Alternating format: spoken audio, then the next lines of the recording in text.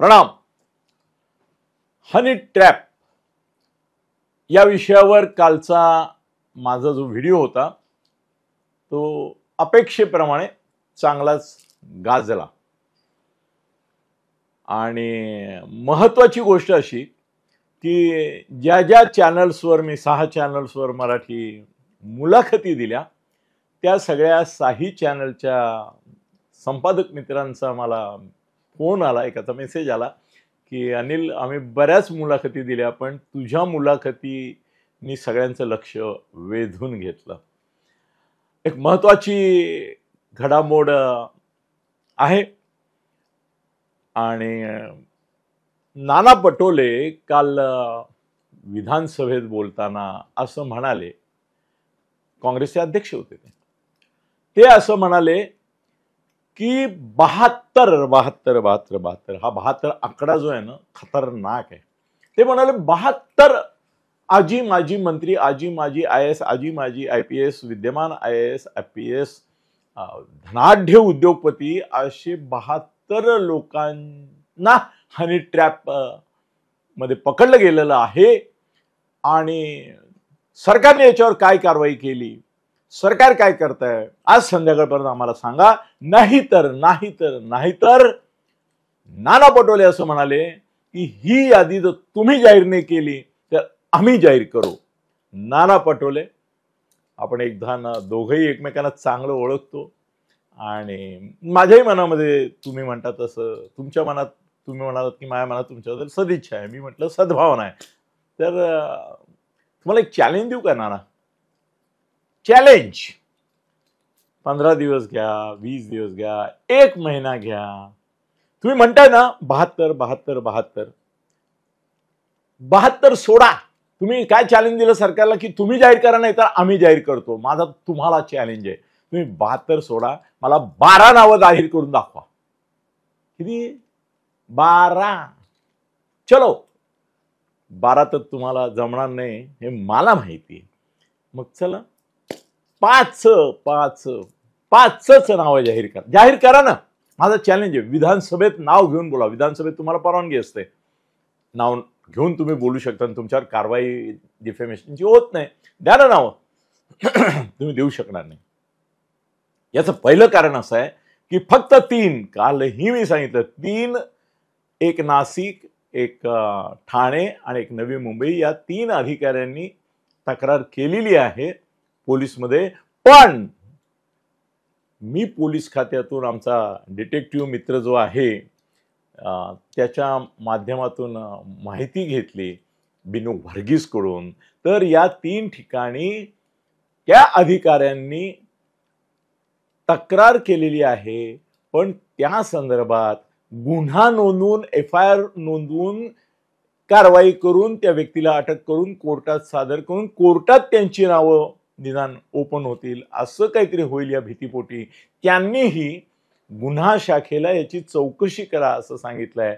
त्या व्यक्तींपर्यंत पोलीस पोहोचत आहेत. एक तर सेटलमेंट झाली, चौथी ते मी तुम्हाला काल सांगितलं होतं. त्या 3 अधिकाऱ्यांची नावं सुद्धा नाना पटोले तुम्ही सांगून दाखवा मला. नाही, याचं कारण FIRच रजिस्टर नाही अजून. तुम्ही कारवाईची मागणी करता. FIR नाही, नुसती तक्रार आहे. तक्रारीनंतर FIR ही वेगळी गोष्ट आहे. त्यानंतर तो गुन्हा दाखल झाल्यावर त्या व्यक्तीला अटक ही आणखीन वेगळी गोष्ट आहे. त्या अधिकाऱ्यांचं म्हणणं असं आहे की हा माझ्या मागे लागलेला ससेमिरा बंद करून घ्या.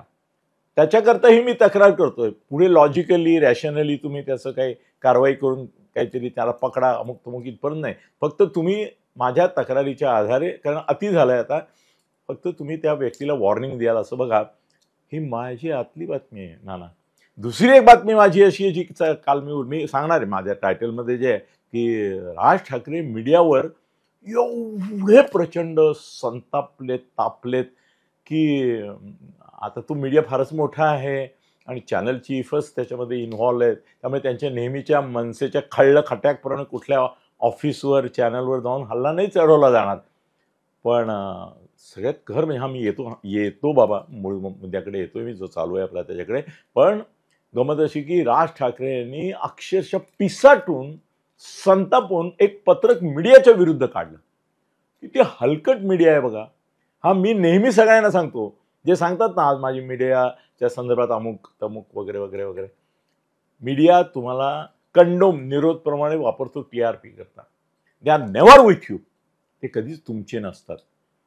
आणि तुम्ही संकटात सापडलात तर तुम्हाला कोंडी करणारे, तुमच्यावर परत TRP कमावणारे तेच असतात. ज्या आपल्या ठाकरेंना ज्या लोकांनी डोक्यावर घेतलं राज ठाकरेंना, त्याच राज ठाकरेंची पत्रकाची मीडिया विरुद्धची बातमी एक नवाकाळ दैनिकाचा आणि आणखीन एकाचा अपवाद वगळता कोणी छापली सुद्धा नाही.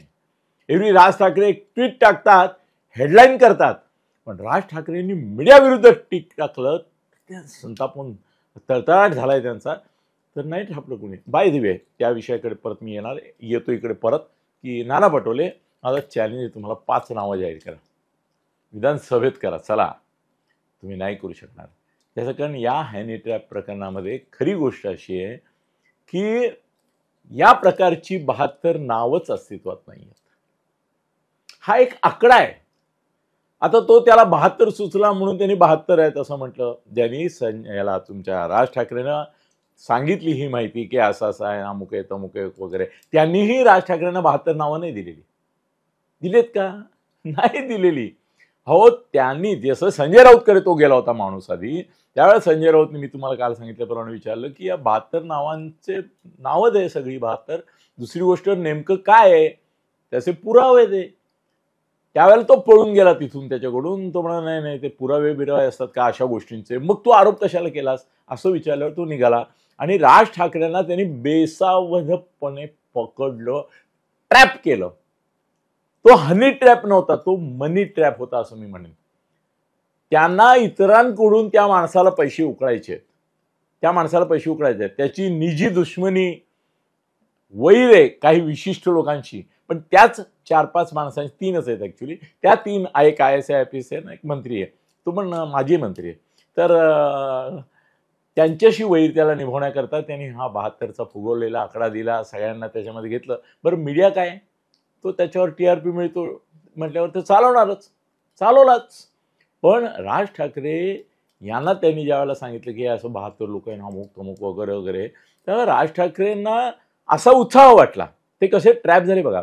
ही मोठी बातमी आहे, ही स्फोटक बातमी आहे, राज्य सरकारला, आजी माजी मंत्र्यांना सगळ्यांना घाबरवणारी बातमी आहे आणि तुफान चालेल. ॲक्च्युली असं माझी माहिती आहे. मी दुसऱ्या एका पण मनसे शिबिराबाबतच्या मीडियाच्या पण मिस्चिवसपणाबद्दल बोलणार आहे, ज्याच्याबद्दल खरं राज ठाकरेंचा सगळ्यात मोठा राग आहे.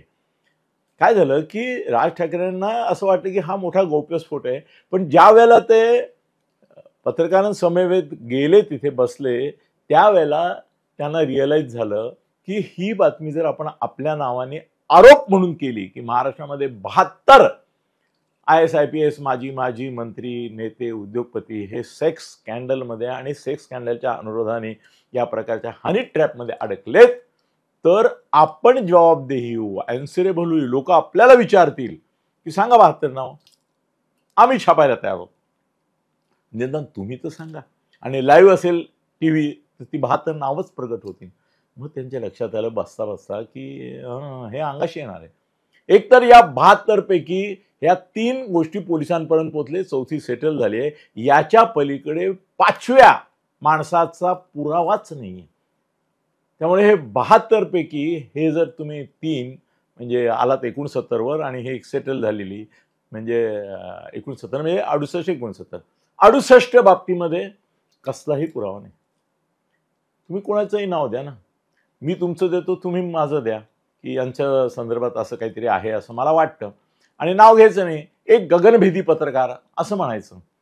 मी उद्या केस केली तर तुम्ही म्हणायचं आम्ही कुठे म्हटलं गगनभेदी, म्हणजे तो माणूस मोठा आहे म्हणून आम्ही म्हटलं तुम्ही नाही चाहते. किंवा मी तुमच्यावर आरोप करताना जर काहीतरी म्हटलं की अमुक एका ठिकाणी तमुक असलेले, पण डायरेक्ट न म्हणता तुम्ही काही डिफेमेशन केस करायला नाव घ्यावं लागतं. आणि राज ठाकरेंच्या लक्षात आलं की याच्यामध्ये हे सगळं बोगस आहे. हे 72 का, 720 का नाही, 7200 का नाही? महाराष्ट्रामध्ये एवढे काही 72च लोक अफेअर करतायत का? 72 लोकच हनी ट्रॅपमध्ये आहेत का? अरे किती हजारोनी लाखोनी लोक आज अफेअर्स करतायत, लिव्ह इन रिलेशनशिपमध्ये आहेत. ती मोठे नाही आहेत, AIS नाही आहेत, IPS नाही आहेत, मंत्री नाही आहेत, उद्योगपती नाही आहेत. त्यामुळे त्यांचं नाव दिलं समजा, उद्या समजा कुठल्या तरी एखाद्या तृतीय चतुर्थ श्रेणी कर्मचाऱ्याचं नाव दिलं हे की असं हनी ट्रॅप आणि अफेअर आहे, कुणाला इंटरेस्ट आहे? लोकांना मोठ्या माणसाचं मरण सुद्धा बघायला आवडतं. बघा, मोठा माणूस मेला की जाम लाखोनी लोक जमतात ते मेलेलं प्रेत बघायला. तो जिवंत असताना नाही गेले एवढे, तो मेल्यावर त्याला बघायला जातात, कारण माणसाची विकृती आहे. अपघात झाल्यानंतर तिथे मोबाईल हा आता नवा उपद्रव आहे, पण अपघात झाल्यानंतर चारी माणसं जमून कसं रक्त वाहत आहे, कसा तो चिंध्या झालाय, कसं डोकं फुटलाय, हे असं अगदी चवीने बघताना मी लाखो लोकांच्या बाबत तुम्हाला सांगू शकतो. असंख्य लोक अपघात झाला, अरे बिल्डिंग कोसळली किंवा कोसळली की लोक जमून असं ती कशी कोसळली, काय कसे प्रेत किती पडलेत, आणि वाढवून सांगतात. परत 2 प्रेत सांगतात, अरे ढिगारे पडलेत प्रेतांची. ही मानवी प्रवृत्ती आहे. त्याला विकृती पाहायला आवडतं, ही त्याची प्रकृती आहे. त्यामुळे हे 72 वगैरे सगळं बोगस आहे. अरे तुम्हाला सांगायचं तर अनिल सत्तेसारखी हिंमत दाखवा ना. मी ज्या वेळेला लिहितो त्यावेळेला मी नावं देतो ना राजा. तुम्ही तर पुरुषांची नावं द्यायला घाबरताय. मी तर पुरुषांबरोबर काही वेळेला जेव्हा मला असं वाटलं की yes I can openly write, openly करू शकतो, त्यावेळेला मी बायकांची पण नावं, मंत्र्यांच्या मैत्रिणीमध्ये बाळासाहेबांना मी फक्त एकदा विचारलं, त्यांना मी म्हटलं बायकांची नावं द्यायची का नाही, तर बाळासाहेब होते ते म्हणाले नुसत्या पुरुषांची का नावं देतोस, ज्या बायका त्यांच्याशी संबंधित आहेत, मंत्र्यांच्या मैत्रिणी मालिका होती ना, तू नावं दे त्यांची बिंदास, काय होतं मी बघतो, हे सांगणारे बाळासाहेब होते. मग मी ती नावं पण दिली आणि ती सगळीच्या सगळी खरी होती हे सिद्ध झालं. म्हणजे ते बायकाच येऊन बाळासाहेबांना सांगायचं किंवा असं आहे तसं, मग त्यातले कॉम्प्लिकेशन्स काय वगैरे वगैरे व्हॉट एव्हर इट इज. पण तुम्ही पुरुषांची पण नावं घेऊ शकत नाही आहात, त्याचं कारण तुमची फाटते. तुम्हाला माहिती आहे की तुम्ही नाव घेतलं की 24 तासाच्या आत 1 कोटी ते 100 कोटी आली. तुम्हाला डिफेमेशन केसची नोटीस येणार, 15 दिवसात ते मॅटर कोर्टात जाणार. कोर्टाकडून तुम्ही कोणत्याही प्रकारे या विशिष्ट माणसाच्या संदर्भामध्ये, आता कोर्टाची पॉलिसी आहे की बघ ठीक आहे, आता यापूर्वी तुम्ही काय बदनामी केली ती केली, यापुढे या माणसाविषयी तुम्ही एकही शब्द बोलायचा नाही, ऐकायचं नाही, वाचायचं नाही किंवा दाखवायचं नाही किंवा अप्रत्यक्षपणे सूचित नाही करायचं. हे कोर्ट बॅन टाकतंच, हे सगळ्यांनाच टाकतं, मलाही टाकलंय. मीही ज्यांच्यावर लिहिलं त्याच्यावर कोर्टाचा मला बॅन आहे की तुम्ही त्या व्यक्तीचं नाव घेऊ नका, त्या व्यक्तीच्या अशा अफेअर्सच्या बाबतीत काही बोलू नका. हां, काही विधायक काम केलं वगैरे यू आर अलाउड, पण हे नाही. तर त्यामुळे तेवढी बंदी, अरे मुळामध्ये बंदी हाच इंटरेस्ट असतो पहिला प्रायमरी, की बाबा पुढे नको छापू, काही पुढे नको दाखवू. तर हे तर केसच बोगस आहे. तर मग राज ठाकरे यांच्या ते लक्षात आलं की हा माणूस जो आहे एकतर त्याचा वैयक्तिक सूड आहे, आणि एकदा ही बातमी जर आपण आपल्या नावाने दिली तर हा फुक माणूस जो आहे हा अंधारातच राहणार आहे, तो काही पुढे येणारच नाही आहे. ही बातमी मी राज ठाकरेंना दिली असं सांगणार नाही. एवढं जर त्याच्या पिछवाड्यात दम असता तर त्यांनी स्वतःच्या नावाने प्रेस कॉन्फरन्स घेऊन 72 लोक आहेत, ही नावं त्यांची घ्या, ही अफेअर आहे, ते असं आहे तसं तपशील दिले असते. तो काय करतोय, राज ठाकरेंच्या खांद्यावर बंदूक ठेवून 72 लोकांवर निशाणा करतोय आणि सगळीकडे घबराट पसरवण्याची. अहो तुम्हाला काय सांगू, आता ह्या बातम्या परत येत नाहीत, चॅनलवाले देत नाही, देत नाही. त्या 72 मध्ये तुमचं नाव आहे असं सांगून ब्लॅकमेलिंगचे मोठे प्रकार चालू झाले आता, माहितीये. आणि करणारे कोण आहेत, मीडिया मन आहेत की आम्हाला लिस्ट मिळाली 72ची. अशी 72ची लिस्ट अस्तित्वातच नाही. राज ठाकरेंना ही 72 नावं दिलेली नाहीत, त्यांना फक्त सांगितलं गेलं आणि त्या संदर्भात कसलाही कुठलाही दुरान्वयाने पुरावा नाही की हा हनी ट्रॅप आहे. तू हनी ट्रॅप शब्द वापरला की नाही त्या माणसाने, आणि ते राजनी बोलले की नाही की honey trap no, honey trap आहे अशा तऱ्हेचा कोणताच पुरावा या 72 पैकी 3 अधिक 1, ती 1 सेटल झाली आहे त्यांच्या आपसामध्ये, त्यामुळे ती मी काउंटच करत नाही. 3 म्हणजे 69 लोकांच्या बाबत काही नाही. 69, 70, 71, 72 काहीच नाही आहे तुमच्याकडे पुरावा. अरे तुमची नावं नाही आहेत तुमच्याकडे, आणि अशी नावाची लिस्ट घ्यायची तर कशी टाकता येतात. मी ह्याच्यामध्ये श्री साप्ताहिकामध्ये ताईचा सल्ला मी आणि अरुण तामणकर लिहायचो. तर अनेक वेळा असं व्हायचं की ताईला जे सल्ला मागणारी पत्र यायची ती इतकी भेगार असायची की त्याच्यावर जर काही लिहिलं किंवा उत्तर दिलं तर कोण वाचणार, आणि ताईची स्टोरी जोरात हिट व्हायची. मग अरुण तामणकर किंवा मी, आम्ही ताईला आलेलं पत्रही आम्ही लिहायचो आणि ताईचं उत्तरही आम्हीच लिहायचो, आणि मग काल्पनिक काहीतरी टाकायचो. अनेक वेळा तर अशी काल्पनिक नावं, याचं आता हा समजा माझ्याकडे आहे यश वैद्य, तर यशचं नाव घ्यायचं वैद्य, आणि हा दिशांत आहे, तर दिशांत वैद्य करायचं आणि नाव टाकून द्यायचं. कोण व्हेरीफाय करायला जातोय? नाही ना. अशी 72 नावं काल्पनिक पण देता येतील हो, पण मग त्याचं पद द्यायला लागेल, मग त्या बाईचं नाव द्यायला लागेल, मग एक्झॅक्टली कशा प्रकारे काय चाललंय ते द्यावं लागेल, मग पोलीस कंप्लेंट का नाही केली त्यांनी हे द्यावं लागेल. हे जेव्हा राज ठाकरेंच्या लक्षात आलं तेव्हा त्यांनी शून्यपणाने शहाणपणा दाखवला आणि त्याची वाच्यता केली, पण स्वतःचं नाव त्याच्यामध्ये येऊ देऊ नका, देऊ नका अशी इन्स्ट्रक्शन पण दिली. म्हणजे हे थोडंसं असं झालं की काडी टाकायची, पण मी काडी टाकली हे सांगू नका. असं खरं म्हणजे राजसाहेब करत नाहीत, कधी करत नाही. ते बिनधास्त अंगावर घेतात, किती मोठा असो. यावेळेला त्याने असं का केलं मलाही कोड आहे, पण मला असं वाटतं की त्यांच्याकडे पुरावा नव्हता. मग पुरावा नव्हता तर त्यांनी 72 आणि ते हनी ट्रॅप वगैरे म्हणायला नको होतं. ते चुकले असं माझं प्रामाणिक मत आहे, आणि चुकले तर चुकले तर चुकले सांगायला पाहिजे ना. राज ठाकरे असोत, कुणीही असोत, मुख्यमंत्री फडणवीसांना आणि एकनाथ शिंदेना आपण जर सांगतो की तुमचं हे बरोबर आहे, तुमचं चूक आहे, राज ठाकरेंना सांगायलाच पाहिजे की राज ठाकरे तुम्ही चुकलात, तुमच्याकडे नावं नाहीत. तो माणूस सुराने पेटला हे तुमच्या लक्षात आलेलं होतं. तो ऑलरेडी संजय राऊतकडून जाऊन आलेला आहे आणि तिथे हा खेळ जमतो का संजयच्या माध्यमातून हे पाहून आलेला आहे. फक्त तो ह्या किरीटकडे गेला नाही, कारण याच्यात भाजपचे लोक आहेत. आता नाना पटोलेंना पण असं वाटलं असेल की अरे याच्यात भाजपचे आहेत बरं का बरेचसे, त्यामुळे त्यांनी केलं असेल नाटक की मी देतो नावं. द्या ना, द्या द्या, विधानसभेत द्या, चला तुम्हाला प्रोटेक्शन आहे तिथे द्या. पण मग त्याचेही कायदे आम्हाला माहिती आहेत ना, की असंच तुम्ही पाटील त्याचं नाव घेऊन नाही बोलू शकत. तिथे तुम्हाला पूर्व सूचना द्यावी लागते सभापतींना किंवा अध्यक्षांना की अशा अशा माणसाचं मी नाव घेणार आहे, होय की नाही. तो विषय आपण नाना पटोले विषय संपला, ते काही करू शकत नाहीत. काय काय वाटेल ते चॅलेंज घ्या, मी तुम्हाला आज लिहून देतो. ज्याप्रमाणे त्या एकनाथ खडसेच्या आल्या काय सीडी कधी आयुष्यात किती वेळा बोलले माझ्याकडे सीडी आहे, मी लावीन काडी, माझ्याकडे सीडी, माझ्याकडे लावीन काडी. एकदा एक तरी सीडी त्यांनी दाखवली का? हा, नाही ना. अशा किती लोकांनी धमक्या दिल्या माझ्याकडे सीडी आहे, अमुक आहे तमुक आहे, दाखवली का? का नाही दाखवली? अहो, मुळामध्ये ज्यांनी असं सांगितलं की माझ्याकडे 50-50 सीडी आहेत, त्यांच्याकडे 5 सुद्धा नव्हत्या, आणि काहींच्या बाबतीत तर अस्तित्वातच नव्हत्या, काल्पनिकच धमक्या. हे हनी ट्रॅपचं जे प्रकरण आहे ते अस्तित्वात नाही का? तर आहे.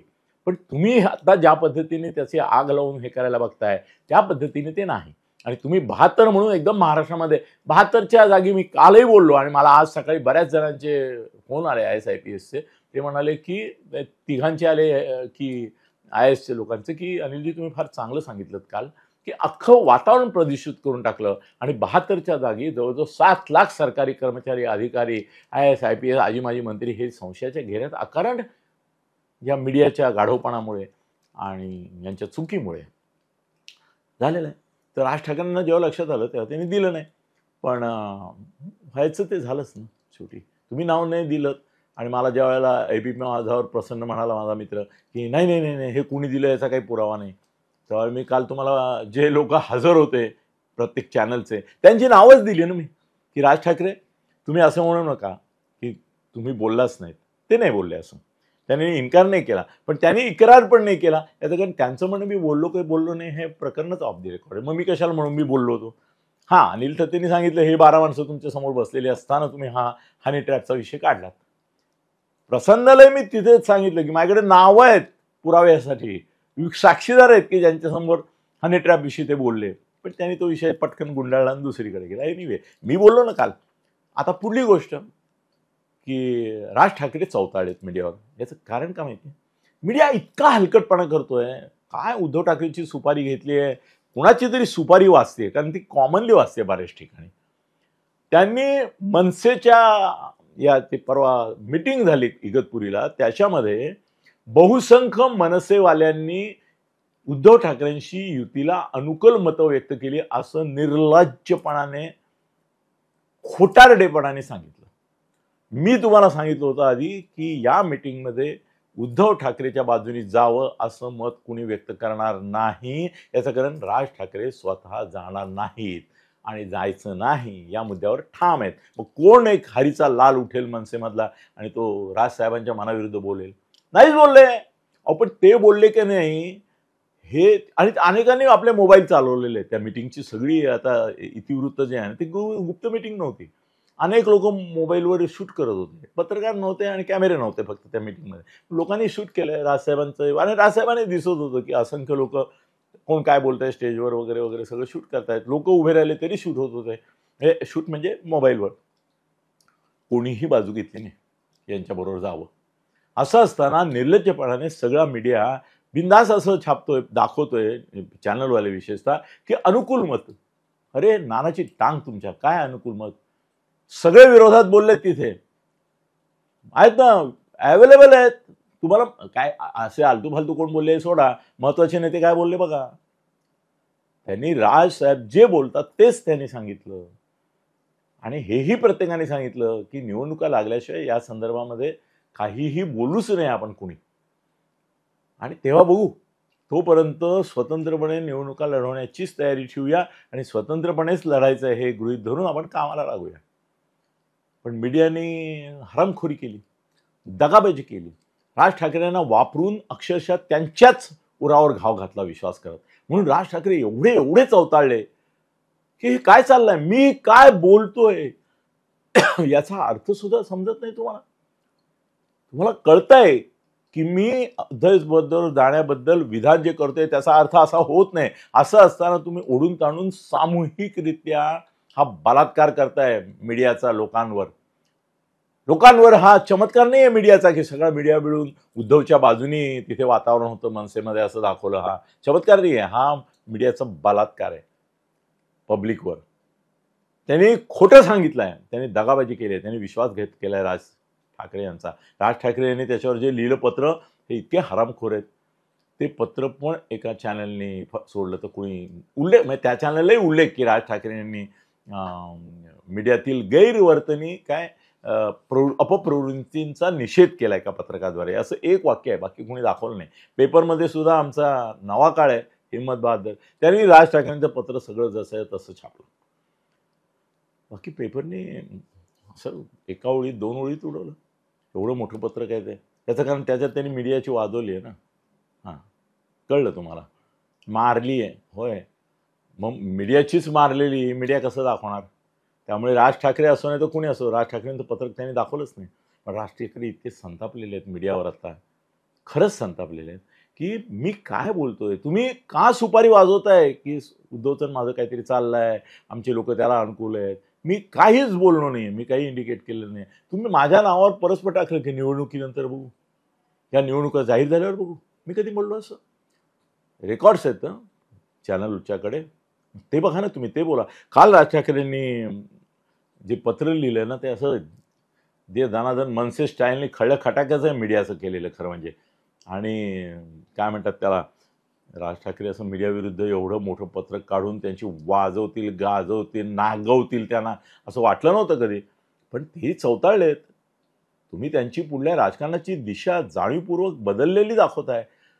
उद्या तुम्हीच आज बातम्या देणार की राज ठाकरे यांच्या शिबिरात अनुकूल अशी मतं व्यक्त झाली, आणि उद्या राज ठाकरे निर्णय जेव्हा घेतील न जाण्याचा बरोबर, तेव्हा म्हणणार की राज ठाकरे फिरले, कार्यकर्त्यांचं मत तर अनुकूल होतं.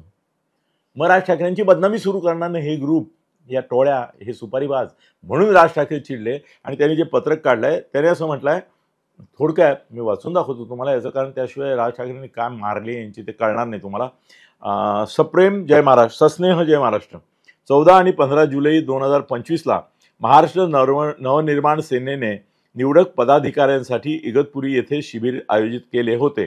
त्या शिबिराच्या दरम्यान माझा पत्रकारांशी अनौपचारिक संवाद झाला. या अनौपचारिक संवादातच त्या हनी ट्रॅपचं प्रकरण आलं होतं. त्या दरम्यान मला 5 जुलैच्या विजयी मेळाव्याबद्दल विचारण्यात आलं. त्यावर मी तो मेळावा राजकीय नव्हता, तर तो मराठी माणसाच्या विजयाचा मेळावा होता, त्यावर मग युतीचं काय असं विचारण्यात आलं. त्यावर मी त्यांना विचारलं की युतीच्या चर्चा तुमच्याशी करायच्या का काय आता, असं उत्तर दिलं. त्यानंतर काही इंग्रजी मराठी वर्तमानपत्रांनी आणि निवडक माध्यमांनी, चॅनल्सनी मी न बोललेले शब्द माझ्या तोंडात घातले की युतीचा निर्णय महापालिका निवडणुकींच्या आधीची परिस्थिती बघून घेतला जाईल. त्यांना हा निर्णय त्यांचा झालेला आहे, पण तुम्ही त्यांच्या तोंडी टाकलं की महापालिका निवडणुकीच्या वेळेस येईल. ही कुठली नवी पत्रकारिता जन्माला आली आहे? अनौपचारिक गप्पा या अनौपचारिक ठेवायचं. म्हणजे राज ठाकरेंनी इनडायरेक्टली सांगितलं आहे की मी हनी ट्रॅपबद्दल बोललो, ते सुद्धा तुम्ही द्यायला नको होतं, कारण मी तुमच्याशी ते ऑफ द रेकॉर्ड बोललो होतो. ऑफ द रेकॉर्ड का दिलं तुम्ही? 72चं हे म्हणजे राज ठाकरेंनी त्यांना तो पण थोबाडीत मारले. अगदी मीडियावाल्यांना ज्यांनी हे छापलं, लीक केलं सगळं, त्यांनाही केलंय. आणि त्यांनी लीक केल्यानंतर जे मला धरून झोडपायला लागले लाईव्हमध्ये की काय तुम्ही नावच घेऊ नका राज ठाकरेंचं, त्यावेळी मला मग सांगावं लागलं की ही 12 माणसं हजर होती. आणि ते सगळे टॉप चॅनलचे लोक निघाल्यामुळे तो विषयच मी काय करायचं त्याचं केलं. अनौपचारिक गप्पा या अनौपचारिक ठेवायच्या असतात आणि त्यातलं काही प्रसिद्ध केलंच तर ते जे बोललं नाही ते समोरच्याच्या तोंडात घालायचं नसतं, हे भान पण आता गेलं आहे का? कुणाच्या तरी आहारी जाऊन सुपाऱ्या किंवा सांगण्यावरून सुपाऱ्या पत्रकारिता करायची हा एक नवीन पायंडा काही मोजक्या पत्रकारांनी पाडलाय असं म्हणावं लागतं. मी कसं म्हणतो, सर्व नाही बहुतेक, तसं त्यांना पण म्हणावं लागलं. सगळ्यांना बोलता येत नाही ना. तुम्हाला काहीतरी रोज बातम्या हव्या म्हणून, कोणाला तरी काहीतरी बातम्या हव्यात म्हणून आम्ही सतत बोलायचं राहायचं का? आणि आज नाही मिळालं तर तयार करा बातम्या. हा तुमचा कोणता प्रकार पत्रकारितेचा आहे? आश्चर्य या गोष्टीचं वाटतं की टाइम्स ऑफ इंडिया सारख्या वर्तमानपत्राने देखील शहानिशा न करता अशी बातमी टाकली. सोशल मीडियावर ज्या प्रकारचा ढिंगाणा चालू आहे तो आता पत्रकारितेत पण येऊ लागला आहे, तो येऊ नये अशी अपेक्षा. आणि त्यांनी शेवटचं दणका दिलाय की विनंती आहे असले प्रकार करू नका, काही राजकीय विधान करायचं असेल तर मी पत्रकार परिषद घेईन आणि बोलेन. त्यामुळे मीडिया म्हणतोय हा चमत्कार वगैरे एक शब्द वापरला त्याने की दोन बंधू वगैरे वगैरे, तर हा चमत्कार नाही, हा बलात्कार आहे. दुसरी एक गोष्ट, जाता शेवटी अजून 2 मिनिटं आहेत म्हणून, की तुमचा प्रवीण आणि हा आपला औरंगाबादचा ह्याचा भाऊ महाजन, प्रकाश महाजन. हां, तो प्रकाश महाजन म्हणला की मला बोलवलं रे, हे नाही वगैरे. अरे मनसे तुझ्याबद्दल काय बोलतात आहे माहिती का तुला? तू स्वतःहून मनसेची काहीतरी बाजू आपण प्रवक्ता असल्यासारखी घेतो, बोलतो आणि मनसेचीच वाजवतोस, होय की नाही? तू बोललास की इकडे मनसेवाल्यांच्या पोटात गोळा उठतो की हा प्रकाश महाजन काय बोलेला नाही, आता वाट लागेल. तुला सांगितलेलं आहे 3 वेळा, राजसाहेबांनी 3 वेळा सांगितलं, जरा जपून बोला असं पहिल्या वेळा सांगितलं. दुसऱ्या वेळेला बोललं तुम्ही आमचे अधिकृत प्रवक्ते नाही, त्यामुळे तुम्ही व्यक्तिगत मतं व्यक्त करा, तुम्ही मनसेच्या वतीने बोलूच नका, असं दुसऱ्यांदा प्रकाश महाजन तुम्हाला सांगितलं होतं, खरं आहे का नाही? आणि तिसऱ्यांदा असं सांगितलं, तुम्ही नाही बोललात तर बरोबर. मग कशाला बोलायला गेलात? काय उठाठेव करायची गरज होती? तुमचं सांगितलं होतं थोबाड बंद ठेवा या शब्दामध्ये, हो ना? मग कशाला थोबाड उचकटायला गेलात? आणि आता तुम्हाला बोलवलं नाही कारण तुम्ही तिथे येऊ नये असंच काहीतरी बंगाळ बरळणार, हो की नाही? म्हणून तुम्हाला बोलवलं नाही. अरे तुम्हाला अक्कल पाहिजे प्रकाश महाजन, की तुम्हाला बोलवलं नाही याचा काहीतरी अर्थ आहे. तुम्ही नको आहात ते ना, मग कशाला माझी माऊली, माझं देव, काय केव्हा बोलवतील तेव्हा ते उजेडात मी काळोखात कसलं दुःख व्यक्त करतात. जरा जरी लाज असेल ना तर थोबाड बंद ठेवा. हा मेसेज मी मनसेचे जे लोक आहेत ना त्यांच्या मनातलं तुम्हाला सांगतोय. तुम्ही थोबाड उघडलत ना, उचकटलत ना की हे अडचणीत येतात. बस झालं आता, बस झालं. आता तुम्ही राजकारण सोडा, निवृत्त व्हा, नाहीतर दुसऱ्या कुठल्या तरी अशा पक्षात जा, तिथे असं थोबाड उचकटायला परवानगी असेल. तुम्ही मनसेला अडचणीत आणताय म्हणून तुम्हाला बोलवलं नाही, एवढी पण अक्कल नाही. बिचारा आमच्या बाळावेळाला सांगावं लागलं की नाही ती MMRDA एरियातली मीटिंग होती, मग त्याच्यामध्ये MMRDA एरिया बाहेरचे लोक होते की नाही याची परत नावं द्यायची कमी, की कुठे कुठून आले? अरे औरंगाबादमधून आले होते ना, हो की नाही? मग तुम्ही सांगावं एकदा, त्याचं कसलं आम्हीच जातो तिकडे भेटायला त्यांना वगैरे. ते काय ना की आता त्याने हे सगळं निगेटिव्हली मनसेला पण निगेटिव्ह करायला सुरुवात केली. त्यामुळे मनसेवाल्यांना असं वाटलं की त्रस्त संबंधात शांत राहा, म्हणून आम्ही आणि मला वाटतं बाळा पण त्यांच्याशी संपर्क केला, फोन केला आणि ते असं नाही तसं नाही वगैरे वगैरे.